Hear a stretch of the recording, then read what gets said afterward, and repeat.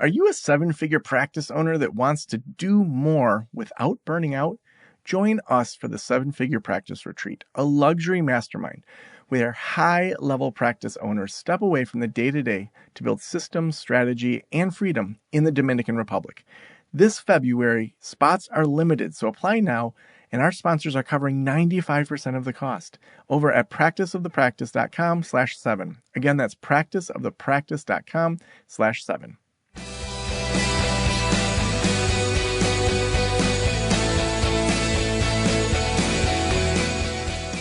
This is the Practice of the Practice podcast with Joe Sanok, session number 1267.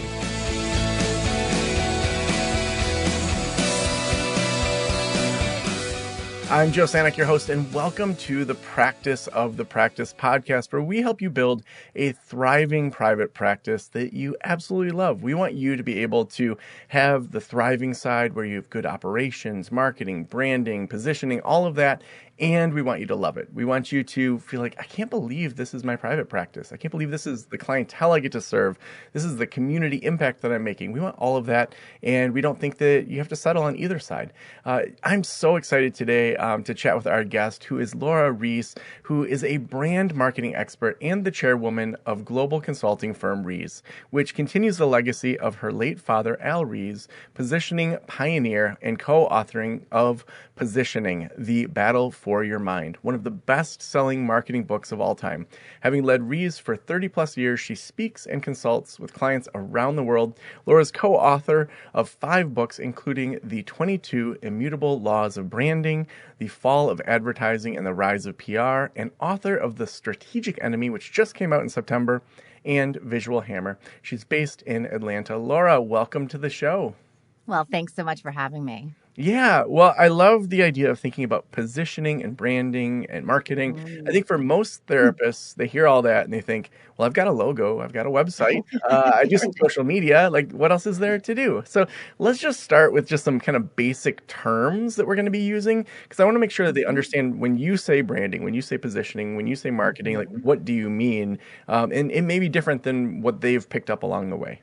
Yeah, you're right. I mean, many people just think, well, branding is my logo. That's it. And that's part of it. And your visual identity is incredibly important. But let's go back to the essence of branding itself. What is it? Well, it started by actually branding cattle, right? And why did you do that? So you could distinguish them and the ranchers knew who was who. And that's, in fact, what you want to do to the consumer. Maybe not with a hot iron, but you want to do it with the positioning tools to get that brand inside the mind. So most people are so concerned what they're doing externally. But what the end goal is that internally in the mind of the consumer, owning an idea and focus is a critical element to the positioning strategy. So thinking about like the average therapist, it's like lots of people do therapy. And so like, how do we differentiate ourselves to be known for something? I mean, there's obviously people like the Gottmans who are known for their research on marriage, or there's, Esther Perel that are, these really big time people that have written books. But how does the average therapist differentiate themselves to be known for something? Well, one great way is to be a specialist in one key area, whether it's adolescence or whether it's eating disorders or marriage or, transition or older adults going, being retired. How does that work? I mean, there's lots of ways that you can find that specialty. Now, here's the challenge is that just because you say you have a specialty, say adolescence, right? And working with, boys or girls, maybe you pick one gender. But it doesn't mean that the target is not necessarily the same as the market. Meaning, if you have some adult clients, that's fine. But what you're promoting, what you're building as your brand is that focus and emphasis on your specialty. So you don't have to, communicate all that you do. You want to narrow that focus so you can stand for one idea. And if you're a specialist in one area, they will think that you can do a few other things. But the goal is to be the therapist if you have XYZ problem. And I think, listen, I've been to many therapists over the years, and it usually comes from some sort of crisis in my life or situation I want to address or unhappiness I'm feeling. And then I look for a therapist that is really good at that, right? You want the best. If you need brain surgery, you're not going to go to your general practitioner and say, I'm sure you studied that in medical school. No, you want to go to the best brain surgeon out there. And that's the same with, I believe, therapy. Having that, specialty in one area is incredibly important. Well, I even think about my own therapist, and it's like he takes like a Buddhist Taoist approach just to life. And Yeah. he often wears flip-flops to sessions and dresses way more casual than I do. And he just has a presence about him that feels grounded and like he has nothing to prove. And that's all before he even says what his specialty is. It's like his posture towards life is one that I've probably sent him 20 clients over the years of just friends of mine. They're like, a good person. And it's like, yeah, go see Steve. And I think that that's the kind of thing that sometimes people think it has to be this big, huge marketing plan or this big, huge branding plan. And it's like just who they are and being clear about that oftentimes helps set them apart from other therapists. What do you agree with in that? And what would you Oh my also add gosh. to it? No, I'm like, it's so fantastic because that's such a great example. Because, yeah, once you figure out what your specialty is, the Buddhist approach, I love that concept. And then you have to live it. So you have to, your office space, what you wear, that you choose flip-flops, that you go by Steve or Steven or Stevo. I mean, think about your name itself and how you want people to call you says a lot, right?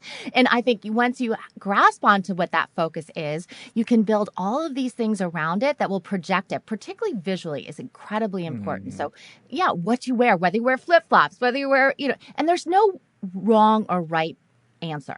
That's the thing that's really important to understand. It has to be wrong or right for your brand, right? So when you've decided what you want to stand for, all the things you can build around that reinforce it to make it more memorable, to drive word of mouth. You want your patients to go on their own to tell other people why they should see you, what you're good at, what your approach is, because those, simplicity, the oversimplified message, because therapy is a complicated thing. How can we oversimplify it in some simple terms of what your specialty is, how your approach is, whether you're, super, serious, if you're super laid back. I mean, there's so many ways to look at it. I love that.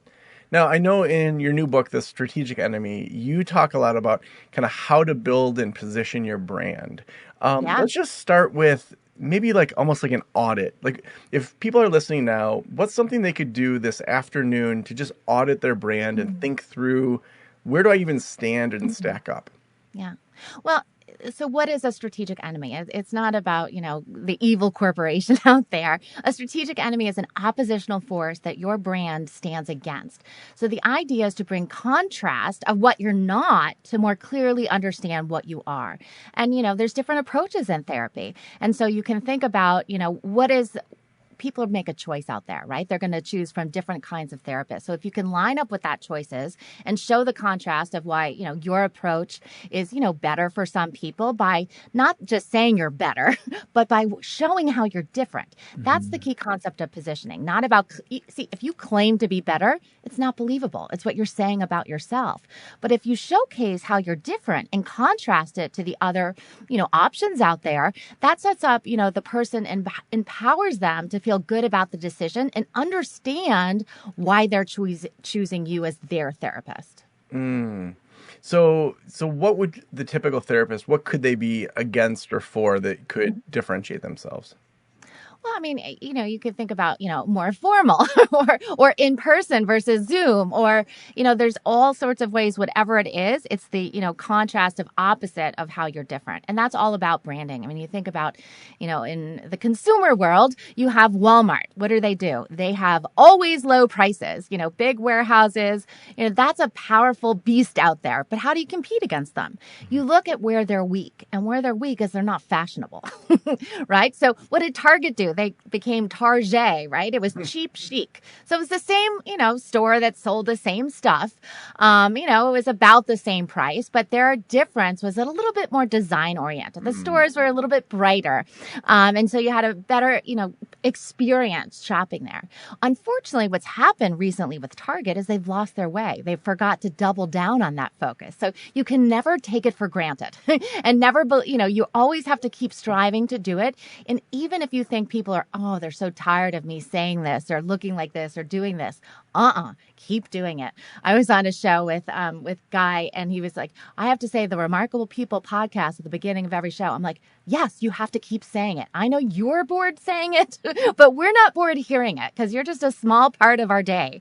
And that is a challenge for people because, you kind of get sick of yourself and being in your own business like I am. I'm sick of talking about myself, but you have to realize you're a very small part in other people's day. And you do have to keep the repetition is what builds and strengthens a brand and makes it more memorable.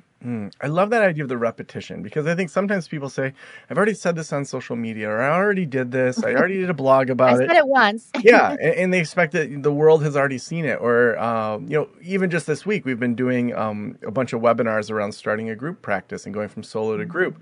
And there's people that have come to every single one of them. And there's other people that have only come to one. And so it's like, even if I'm repeating a bit of my story each time, it's like, those are people that this is new for. And so to keep that new energy is so important. Well, and even if they've heard it before, it helps to hear it again. It reinforces it. And people aren't as bored with that as you may think. And, again, when you're writing, say, a blog or a newsletter, you do have to remember everyone hasn't read everyone repeatedly. And it is that repetition. How can you focus on and bring new ideas to it? Listen, positioning was established 50 years ago. We're still talking about it. There's still things that we can find and be interested in. But, if we try to go after all sorts of things and talk about all sorts of, sales techniques and this and that, we wouldn't become well known for what we do and has built as a powerful, practice and consulting as we have. Because if you have a positioning problem, you come to the originators, and that's us. That's awesome. Now tell me some stories. Like I know whenever you write a book, you kind of, get to know different people's stories. And as a consultant, you've helped, brands do this. What are some stories that stand out of either someone doing branding wrong, and if they do it wrong, I'm sure you won't say who they are, or people who have done branding really well, so that we can start to kind of see ourselves in those stories? Yeah, well, I've got a great story of they did it right, wrong, and went back to right again. And that is a great entrepreneur. And there's so much, opportunity for entrepreneurs out there. It really is exciting because many of the big companies get it totally wrong. They're launching crazy line extensions like, I don't know if you remember this one, Coca-Cola Life. It was in a green bottle. It had, it was a mid-calorie cola and, went against, the red, the real thing. And also it's set up as the real thing is the enemy. And if they had life, what's the enemy of that? Death.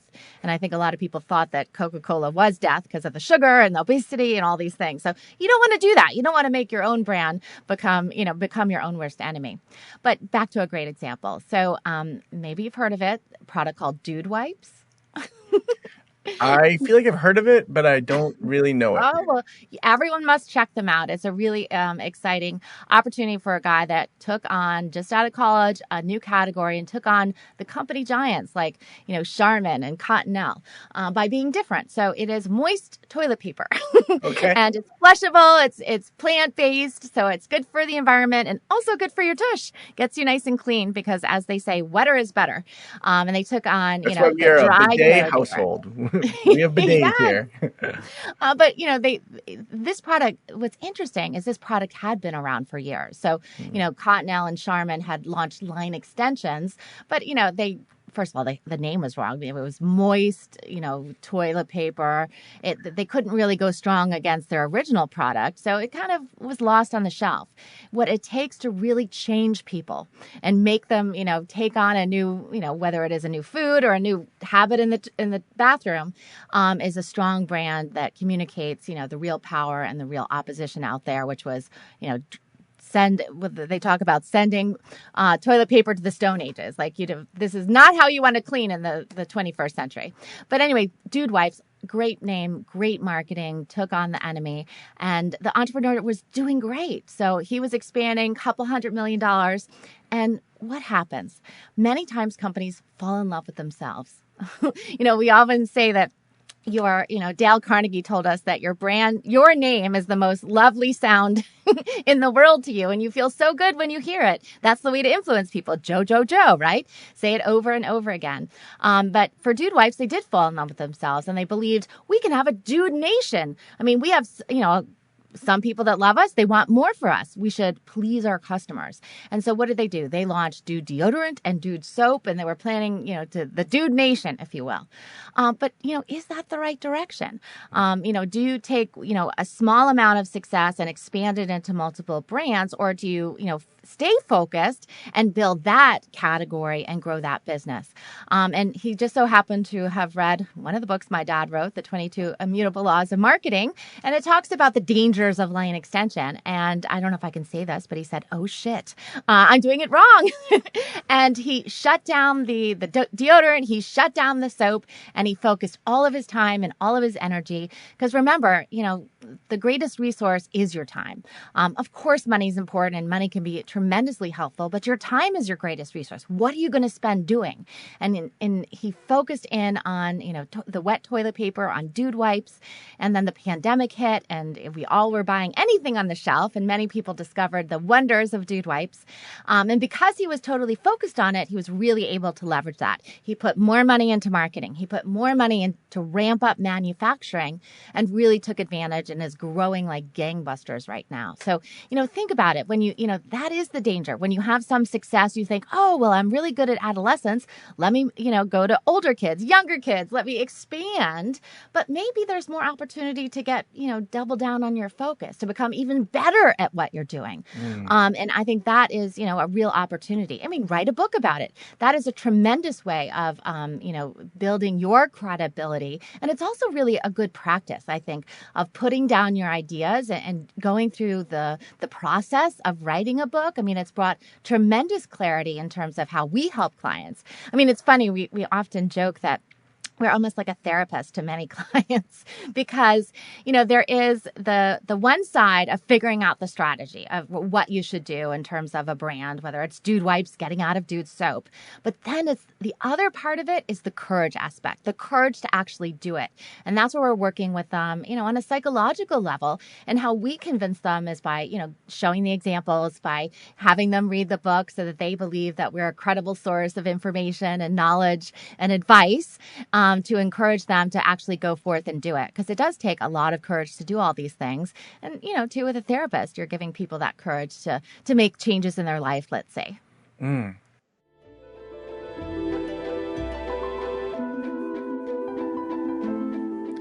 Whether you're growing your team or running an established practice, Headway makes the business side easier with faster credentialing, higher per session rates, and bi-weekly payments your team can count on. They work with therapy, psychiatric, and hybrid group practices. There are no subscription fees, just the support you need to run your practice with ease. Run your best group practice with Headway, trusted by thousands of group practice leaders to simplify insurance admin and reach more people through in-network care. Curious how Headway can work for you? Head to join.headway.co/Joe. That's join.headway.co/Joe to learn more. Oh, it's interesting because it's like, I do think that sometimes people think, well, there's an opportunity here. I'm working with, married couples and, they have kids that are frustrated and they see their parents fight. And like, why wouldn't I add a play therapist? And then, the people that are getting divorced, like, let's have a therapist that focuses on women in transition. And then it's like, well, but are you intentional on what you want? Like, do you want your practice to be all encompassing? Do you want it to just be for marriage? Do you want it to just be for relationships? And like thinking through that, how would you recommend that people think through when to expand or not? And this is kind of also coming from a personal side, because one thing we do with Practice the Practice is we will launch some products that are only for, say, our consulting clients. So, for example, I have a lot of consulting clients that as I've watched their journey, they've gone from having a group practice, and then they do really good work in a particular area, and they say want to get onto podcasts. And so, we have someone that helps me get onto podcasts, and it does a really good job with, finding guests like you, or, finding other podcasters that I could be on. And so we already have those skills. And then when I have a consulting client, I'm like, well, Josh is really good at finding people and finding good podcasts. Like, if we charge someone $500 a month for Josh to work with them for X number of hours, like, that's a little bit of extra money in the business. And it's kind of leveling them up. But then as you're talking, I'm thinking, well, is that taking away from our core mission that we do, where it's primarily the podcast and our membership community and one-on-one consulting? So I guess for me, how would you have me think through that in regards to what products we add in, mostly internal, not to just the public, versus when we just kill some of those ideas? Yeah, no, it is a really important, evaluation you have to do with yourself, with your own business, with your own brand, because it is, exciting. You should explore ideas and opportunities, but you also should, let's remember, and I call it the anchor. What is that strong anchor that, we have developed, that we have in the mind, that is, we can't forget. We don't want to weaken that anchor. So, what you're doing is going to, how much time and attention will it take off, and perhaps confuse people, right? If you're, you've settled in on, you're the marriage therapist and now you're going after the kids. I mean, the parents want their own therapist, right? And they want a practice that's dedicated to being on the parent side, not the kid side. And I think there's this, even though, of course, you can be good a therapist at both, but it's perception. It's not reality. And that's what branding is about. It is about the perception that even though you can do it and might, do very well at providing that, is what is the perception that you're building out there. And lastly, most importantly, yes, people see, oh, I can make a few extra dollars here or a few extra dollars there. But what time are you taking away from doing, more of what you're doing, what is going well? Because over time, you spend all the time on the things that aren't working, right? Because XYZ is not doing well, so it grabs your attention. It's a crisis. And that's a danger. Getting out of those things in order to, don't take for granted what's working. What if we doubled down on that and did even more of that? And let's not forget, I think we can even get better at that. So again, not, just settling in and saying this is good. I mean, we're in a fast-paced world out there, and there's lots of competition. So you need to keep up, even if you're the leader, you need to keep talking about it. I mean, it's like us with positioning. I mean, we've added new ideas in order to strengthen our anchor, which is the positioning concept itself. Love that. That's helpful. That gives some clarity. Now, I want to think about the larger practices. So we've got a lot of counseling practices that are more mega group practices. So they have 20 to 50 clinicians. So it's not just one person. They are the influencer in maybe their state. They may have, multiple locations. I think about even Nicole, who bought mental wellness counseling from me. She took it from a 13-person practice, which I thought was pretty good and big at the time, to now 4 locations throughout Michigan. And I mean, just blew it up, did a great job, and is doing a great job. So those people, one of the questions I often get is, okay, I have 30 clinicians.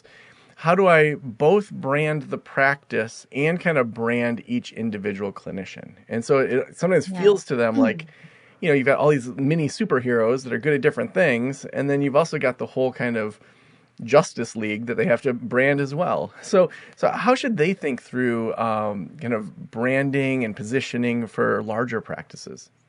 Yeah, I mean, for a larger practice, I mean, that can be a great advantage, right? Because you've got the size advantage. You have the ability to be out there, have more marketing, more attention, more locations, and more flexibility. I think that could be very interesting. But so if you think about, what is the real goal of marketing?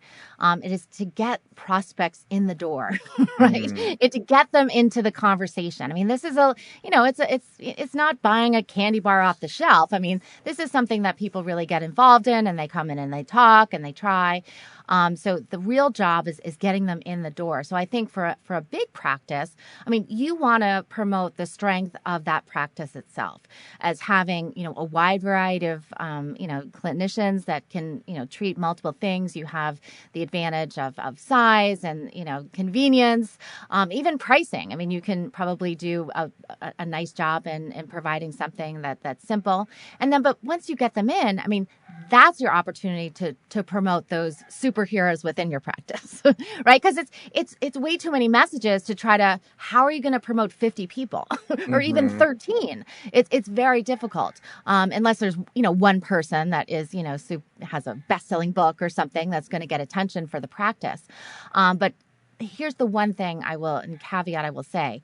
For all companies, a spokesperson is incredibly important. So who is going to be the person out there, talking to the community, to the politicians, to the media, to anything, as regards, and that can be incredibly important. So a leadership, whether it's, one of the therapists, whether it's a director of, the facility, something like this that can really speak to, and what are they driving? Most importantly, leaders are trying to increase the category itself. So the more people, seek therapy, the leader is at the biggest advantage, right? So their job is to go out and promote the category itself. And to them, the enemy is not having therapy. And that is a strong motivation in terms of how you set up that contrast of life with therapy versus life without therapy, and showing people, the advantages of doing it versus, not doing it. And that can be a great motivator, and that, again, should be that end goal. And then, of course, what's great about a big practice is, you're not locked in. What I find the hardest thing ever is to break up with a therapist. I think I'd rather break up with my husband. Honestly, it would be easier. It is the hardest thing. And I don't know if I'm the only one out there, but it's really overwhelming. But you can imagine in a practice, you can, maybe more easily change if you don't like the person. I mean, that could be, a very great motivator and nice advantage of being in a practice like that as a patient. I love that idea that the leader or the public spokesperson is really promoting therapy versus not therapy. That seems like such a simple message to think about as leaders or as the owners. We need to be that voice that's not just promoting our practice, but just like, what is life with therapy like, and what is life without therapy like? That just seems like such a simple way to think about it, and I love it. Well, yeah, it's such an opportunity, because they can't talk about anyone, adolescents, unless, they're probably unlikely to have a focus on any one area or, discipline perhaps. But that idea of therapy versus not therapy, I think is incredibly powerful. And I don't think you hear about that enough. I think it's a real opportunity for someone to get out there and be that spokesperson for them. Love that. Well, are there any kind of jewels from the strategic enemy that you would like to cover before we wrap up in the last couple minutes? Because I'm sure that there's a handful of ideas that you just know resonate with people and that we could leave people with. Yeah, well, I mean, one concept is, people have a very hard time thinking about just one idea or one product or one service in isolation. And that's why, introducing a strategic enemy or contrasting it to something else is much more powerful. I mean, you can even think about as you're promoting the category itself. I mean, many people therapy is great. It's terrific. You should do it. But instead, talking about, well, what does life without therapy look like? How is that different? How does that contrast? Can be very powerful in doing that. So I think always thinking about not just thinking about yourself, but thinking about the prospect and how you can structure your message so that it's more easily understood and it's more, engaging with people so that it's not just a claim of being better, but showing how you're different, showing what your focus is, what that advantage is, and how you contrast that to something that is a oppositional difference. I love that. So the last question I always ask is, if every private practitioner in the world were listening right now, what would you want them to know? What would I want them to know? Well, thank you. No, honestly, I think you are doing a great service to the world. Life is not easy. And I think, being happy or, being satisfied, living a wonderful life. I saw my dad, he lived to almost 96 years old. It was such a joy. And what really mattered was, enjoying what he did in his work, having his family, and just really being in touch with that. And he did have, therapy over his life. And, it really was very nice to have someone outside, right, of just your close connections or even your family to talk to share with that. So I really, do celebrate, this profession. I think it brings just an incredible amount of, importance and elevating people. And, the stronger people are, the greater this world is. And the more they can do for their family, the more they can do in their business, the more they can do for their countries. All of these things, I think, gets better. And so thank you so much. Well, Laura, if people want to get The Strategic Enemy, where can they get it? Yes, well, it is available wherever books are sold. So you can check out Amazon, you can go to Barnes & Noble, Books A Million, and you can visit my website and get all the links there, as well as information and more stuff about positioning. I've got lots of books on the topic, and that's just my last name. It's Ries. So awesome. Thank you so much for being on the show. Oh, it's my pleasure.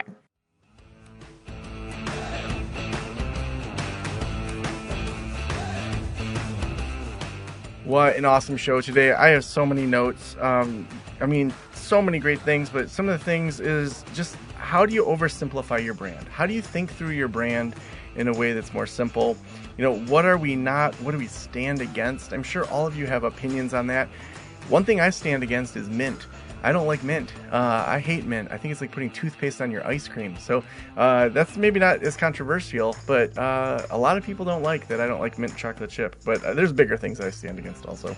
Also, my notes, like, what should we shut down, within Practice the Practice, within other things? What are things that we should look at that distract us? So many awesome things. I'd love to know what your notes are. Send me messages on social media about this one. This has been an amazing show today. Also, thank you so much to Headway for being a sponsor. If you run a group practice, you know that accepting insurance can be totally overwhelming. Between credentialing, billing, payroll, the admin side can just take so much time. But you can run your best group practice with Headway, trusted by thousands of group practice leaders to simplify insurance admin and reach more people through in-network care. If you're curious about how Headway can work for you, head on over to join.headway.co/Joe. Again, that's join.headway.co/Joe. Thank you so much for letting me into your ears and into your brain. Have a great day. I'll talk to you soon. Special thanks to the band Silence is Sexy for that intro music, and this podcast is designed to provide accurate and authoritative information in regard to the subject matter covered. It is given with the understanding that neither the host, the producers, the publishers, or guests are rendering legal, accounting, clinical, or other professional information. If you want a professional, you should find one.